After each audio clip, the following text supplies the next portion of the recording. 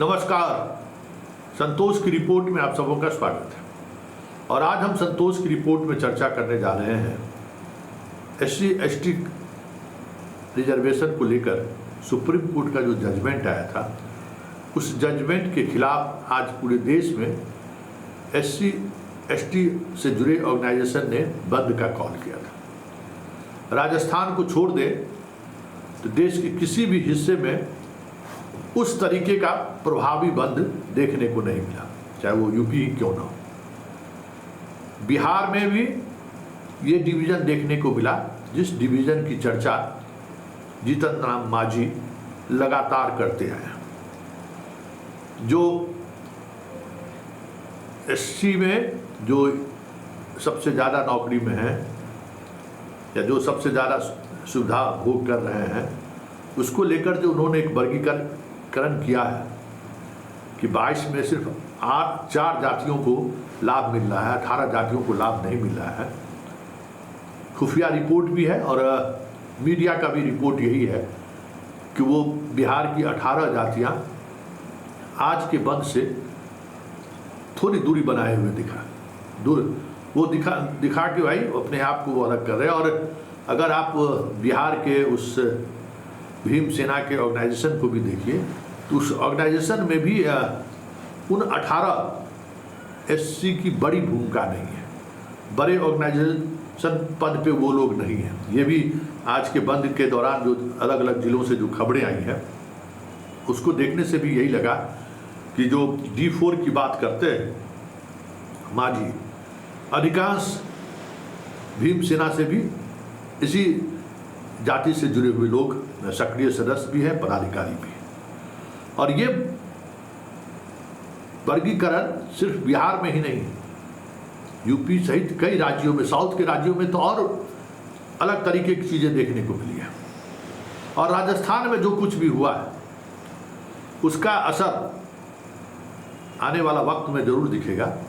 जिस तरीके से मीना और दूसरे जाति के लोग आमने सामने हुए, स्कूल बंद करना पड़ा है, तो सुप्रीम कोर्ट के जजमेंट के खिलाफ जो देशबंदी का आयोजन किया गया था, वो उस आयोजन को लेकर जो खुफिया विभाग की जो रिपोर्ट PMO को दी गई है, या फिर बिहार के खुफिया विभाग के अधिकारियों ने जो स्टेट मिशनरी ने जो मुख्यमंत्री को दिया है, IB ने जो भारत सरकार को दिया है, उस रिपोर्ट की माने तो जो सरकार को अंदेशा था कि आज के बंद में काफ़ी हिंसा हो सकती है, आज के बंद में बहुत सारे तरीके के, मतलब बहुत सारे लोग, ऐसे लोग जो अभी तक इस सुप्रीम कोर्ट के जजमेंट को लेकर ओपिनियन जाहिर नहीं किए थे, ऐसे लोग भी सामने आ सकते हैं। लेकिन कांग्रेस सहित अधिकांश पार्टियां इस बंद से अपने आप को अलग रखा है। मतलब साफ है कि जो बंद को लेकर जो IB की रिपोर्ट है या जो मीडिया रिपोर्ट है, उस रिपोर्ट के बाद खबर ये आ रही है कि मोदी जिस उद्देश्य से सुप्रीम कोर्ट के इस जजमेंट को लेकर उन्होंने दिलचस्पी दिखाई थी, कहा भी जाता है कि इस पूरे केस के पीछे, मुकदमा जो सुप्रीम कोर्ट में चल रहा था, उसके पीछे कहीं कहीं संघ की बड़ी भूमिका थी, BJP की बड़ी भूमिका थी। जितने पिटिशनर हैं उसमें कई पिटिशनर का सरकार से बहुत ही गहरा ताल्लुकात।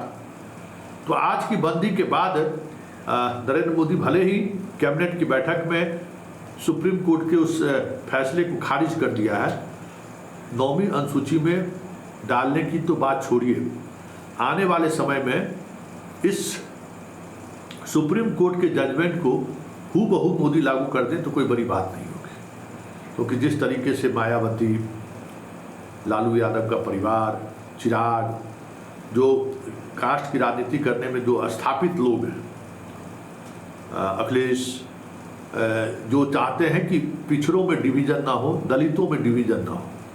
दलित मतलब सभी दलित, पिछड़ों मतलब सभी पिछड़ों, उसमें कोई डिवीज़न ना हो, ऐसे पॉलिटिकल पार्टी को छोड़ दें तो दूसरी किसी पार्टी ने इस बंद के समर्थन में ना तो कॉल किया, ना ही बंद के समर्थन को नैतिक समर्थन दिया। भाकपा माले और सीपीएम सीपीआई जैसे वामपंथी संगठनों ने भी इस बंद का समर्थन नहीं किया।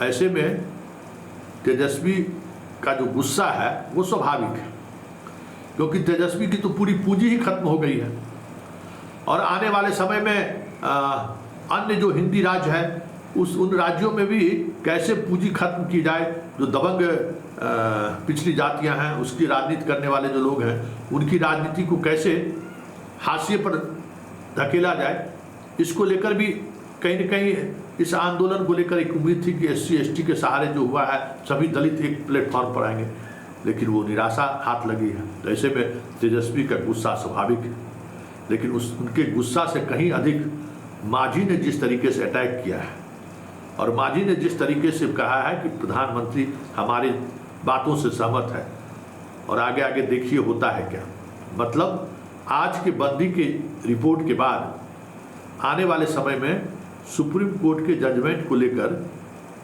भारत सरकार कोई बड़ा फैसला ले ले तो कोई बड़ी बात नहीं होगी। हम मांझी जी से एक सवाल पूछना चाहते हैं। वो कहते हैं कि क्रीमी लेयर को वो लागू कराने के लिए सड़क पर आएंगे, तो मांझी जी आप क्रीमी लेयर में आते हैं कि नहीं आते हैं? आपका बेटा क्रीमी लेयर में आता है कि नहीं आता है? आपका परिवार क्रीमी लेयर में आता है कि नहीं आता है? तो आंदोलन करने से पहले क्या आप त्याग पत्र देंगे? ये मेरा सवाल है। और चिराग पासवान क्या करना है, उनकी क्या प्रतिक्रिया है? मांझी जी की प्रतिक्रिया में दोनों एक ही गठबंधन में है, दोनों के राग अलग अलग हो रहे हैं। चिराग पासवान यही चिराग पासवान है, उनका कई जगह इंटरव्यू है, हम वीडियो भी दिखा सकते हैं, ये हमने नहीं बोला है। चिराग पासवान जी ने बोला था कि भाई जो संपन्न दलित है उसको आरक्षण जो है छोड़ देना चाहिए, ये उनका बयान है। लेकिन सरकार जो है लगातार इस तरह का काम कर रही है, जहां आरक्षण को समाप्त किया जाए वहां ही लोग सत्ता के भागीदार हैं। नीतीश कुमार जो है एकदम मुंह में दही जमा के बैठे हुए हैं। खैर ये तो बेचारे लाचार हैं, बेचारे हैं, कुछ होने वाला नहीं है। मेरे भाई हैं, बड़े भाई हैं, छोटे भाई की प्रगति नहीं हो ऐसा चाह करके वो चाहते हैं कि 100 में 100 का लाभ हम ले लें। सुप्रीम कोर्ट को धन्यवाद देते हैं कि समय की नाजुकता को देख करके हम लोगों में वर्गीकरण की बात किया। जैसे किसी घर में 4 भाई होते हैं, आपस में नहीं पटता है तो संसाधनों का बंटवारा कर लेते हैं और गोतिया के रूप में बढ़िया से रहते हैं। आज उसी प्रकार से हम चाहते हैं और माननीय सुप्रीम कोर्ट ने भी कहा कि वर्गीकरण होना चाहिए कि जो समाज 76 वर्ष आज़ादी के बाद भी आज उसका विकास नहीं हो सका है, उसको अलग व्यवस्था होनी चाहिए। और जो 76 वर्ष में शेड्यूल कास्ट आरक्षण का लाभ लेकर के doctor, engineer, IAS, IPS, foreign services में, राजदूत में, MLA में, पार्लियामेंट के मेंबर बन करके लाभ लिया है, जो 90% से ज़्यादा है। शेड्यूल कास्ट को जितना सुविधा मिली, सुविधा है, वो सबका 90% वही 2, 4, 5 जातियां मिल करके ले लिया है। बाकी जो 18 जातियां बिहार के स्तर में, वो आज हाशिए पर है, मात्र 5% या 7% लाभ मिला है। तो ये न्याय नहीं है, ये अन्याय हुआ है और ये स्वार्थ की बात नहीं है, ये एकदम गैर स्वार्थ की बात है। तो ऐसे तत्व जो आज बंद का नारा दिया है सब स्वार्थी है। और मैं कल ही 18 जातियों का एक बैठक करके आया था, हम लोगों से मना किया कि सुप्रीम कोर्ट ने जो आदेश दिया है कि वर्गीकरण होना चाहिए तो वर्गीकरण होना चाहिए। माननीय प्रधानमंत्री जी के साथ भी ये बात को हमने कैबिनेट में शेयर किया था। इसलिए आज का बंद उन लोगों का अनैतिक है। उन लोगों को विचार करना चाहिए कि हमारे परिवार, हमारा छोटा भाई किस गुर्बत में है, उसको लोग देखें। तो इसलिए किसी भी तरह से आज के भारत बंद का कौल को हम अच्छा नहीं समझते हैं, इसको अनैतिक और स्वार्थी आंदोलन करार देते हैं। तो आपने सुना तेजस्वी किस अंदाज में बोल रहे हैं और मांझी ने किस अंदाज में जवाब दिया है और सरकार से किस बात की तस्दीक करने को उन्होंने कहा है। अब जरा एक दलित चिंतक की बात भी हम आपको सुना देते हैं। राष्ट्रीय स्तर पर ये बड़े दलित चिंतक के रूप में इनकी पहचान है। जरा उनकी भी बात सुन लीजिए कि आज हमने जो खबर चलाई है, जिस खबर को लेकर बड़ा बवेला मचा हुआ है, कई तरह के आरोप हम पर लगे हैं, उन आरोपों के बीच भी हमारी कोशिश यही रही कि जो कुछ भी आज घटित हुआ उस पर सिर्फ मेरा ही नज़रिया नहीं, अन्य पॉलिटिकल पार्टी का भी क्या नज़रिया है, इससे भी आप रूबरू पूरे देश के स्तर पर इसको लेकर जो बातें सामने आई हैं वो कहीं न कहीं सुप्रीम कोर्ट का जो जजमेंट है उसके साथ खड़े होता हुआ दिख रहा है। जरा सुनिए, इस राष्ट्रीय फलक पर एक बड़े दलित चेहरे हैं, जरा क्या कह रहे हैं, जरा आप भी सुनिए।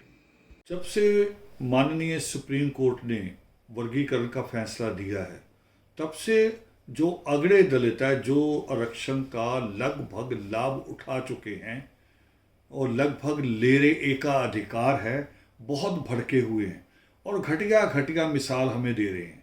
एक मिसाल दे रहे कि 100% आपको सफाई के कार्य में आरक्षण है। हमने कब कहा हमें 100% दे दिए?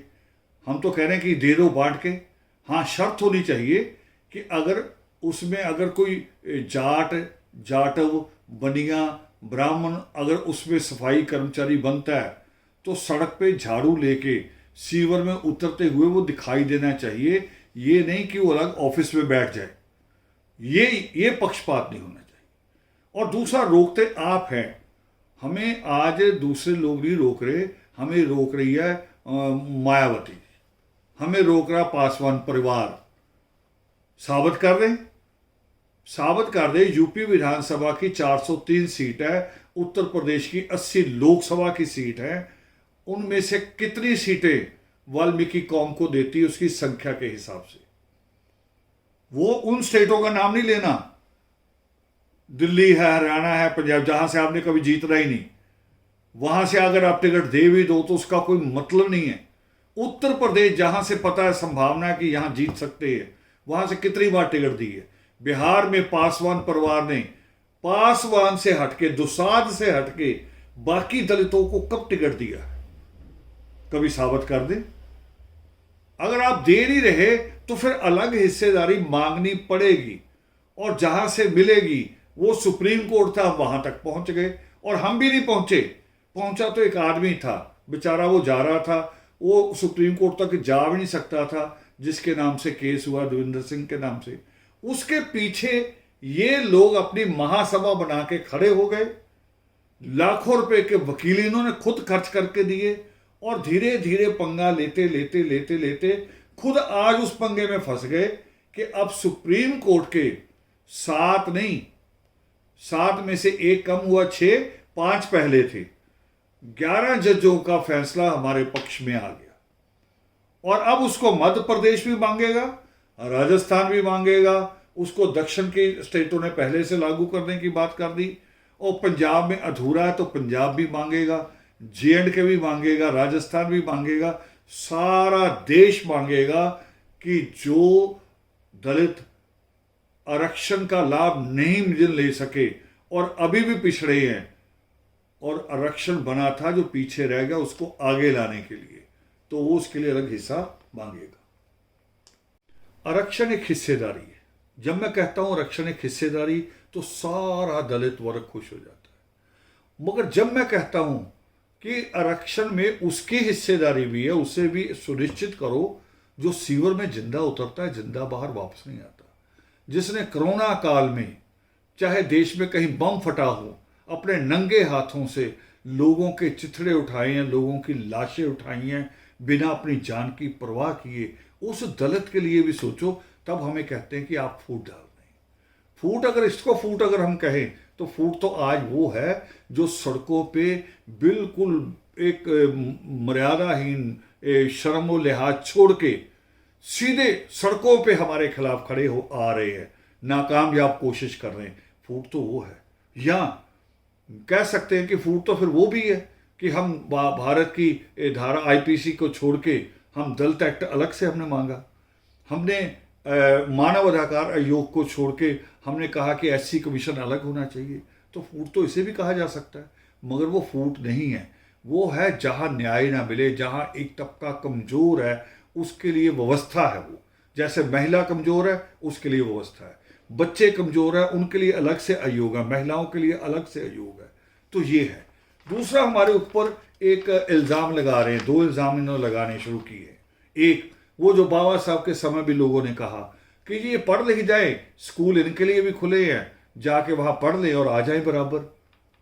मगर मैं कहता हूँ भी ठीक है, महादलित जो आज है उनके बच्चे स्कूल में नहीं जा पाए, मगर आप जो पढ़ लिख गए, जो जज बन गए, आप में से वकील बने, प्रोफेसर बने, डॉक्टर बने, और आप लोगों ने बड़ी बड़ी ऑर्गेनाइजेशन बनाई हैं, तब आपका कोई आपका आदमी दलित बस्ती में आया हो और आके दलित बच्चों की, यानी सफाई कामगार के बच्चों की बाजू पकड़ी हो और कहा हो कि आओ तुम्हें स्कूल छोड़ के आओ?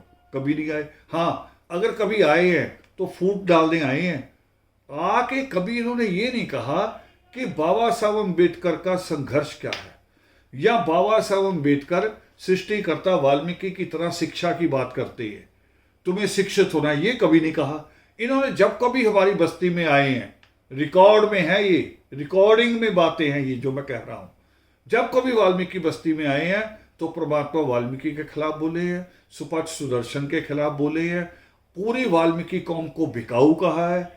मैं हैरान होता हूं, हम कब बिकाऊ हैं? कब हमने नागनाथ और सांपनाथ जिनको नाम दिया उनके साथ मिलकर सरकारें बनाई हैं?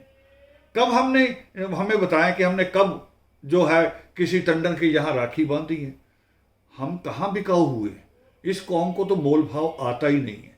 ये कौम तो अभी जज्बात में जी रही है, और जिसने हंस के हाथ मिला लिया उसको जान देने को तैयार हो जाती है।